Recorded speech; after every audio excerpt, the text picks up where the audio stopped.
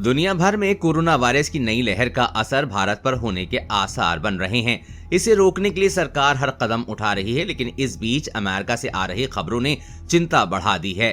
America में ताजा लहर के दौरान बच्चों में फैलता दिखा है। ताजा रिपोर्ट के मुताबिक अमेरिका में 1 दिसंबर के बाद से हर सप्ताह औसतन 48,000 बच्चों में कोरोना संक्रमण पाया गया है। हालांकि अमेरिका में बच्चों के अंदर कोरोना संक्रमण की दर महामारी की शुरुआत से ही तेज रही है। अमेरिका में 4 हफ्ते में बच्चों के 1,65,000 नए case. American academy of paediatrics व चिल्ड्रंस हॉस्पिटल एसोसिएशन की रिपोर्ट के मुताबिक दिसंबर महीने में करीब 1,65,000 अमेरिकी बच्चों में कोरोना संक्रमण पाया गया है। रिपोर्ट में यह भी दावा किया गया है कि ये बच्चों में संक्रमण के वही आंकड़े हैं जिनकी जानकारी एडमिनिस्ट्रेशन को दी गई है। ऐसे में यह आंकड़ा इससे कई गुना ज्यादा होने की संभावना है। अमेरिका में वैक्सीन के बावजूद बच्चों में संक्रमण। अमेरिका में बड़ों के साथ ही बच्चों को भी मॉडर्ना और फाइजर कंपनी की कोरोना वैक्सीन लगाई गई है। यहां तक कि जून 2022 के बाद वहां 6 महीने से बड़ी उम्र के सभी बच्चों को कोरोना वैक्सीन की डोज देनी शुरू कर दी गई थी। इसके बावजूद वहां बच्चों में कोरोना संक्रमण की ज्यादा दर देखी गई है। यही फैक्ट भारत के लिए चिंता की बात हो सकता है, जहां अब तक 12 साल से कम उम्र के बच्चों को कोरोना वैक्सीन नहीं दी गई है। देश की आबादी में बच्चों की संख्या करीब 30 करोड़ है।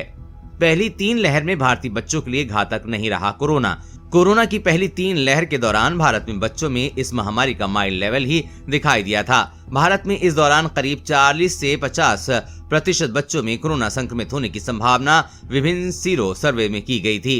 इस दौरान केवल उन बच्चों को दिक्कत होने की बात आई सी सामने जो पहले से ही किसी अन्य बीमारी से पीड़ित हैं। हालांकि एक्सपर्ट का कहना है कि यदि पहली 3 लहर में बच्चों के गंभीर संक्रमण के मामले कम थे तो इसकी गारंटी नहीं है कि अब नई लहर में भी बच्चों को कोई खतरा नहीं होगा, इसलिए सावधानी बेहद जरूरी है। एक्सपर्ट ने की है बच्चों को वैक्सीन लगाने की मांग।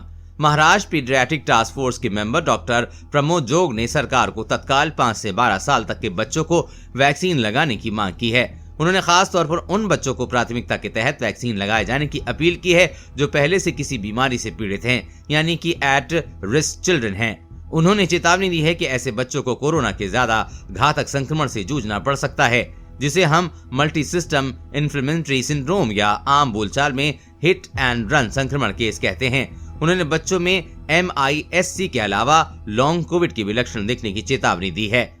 कोरोना वायरस और कोरोना वैक्सीन से जुड़ी हर अपडेट पाने के लिए चैनल को सब्सक्राइब करें।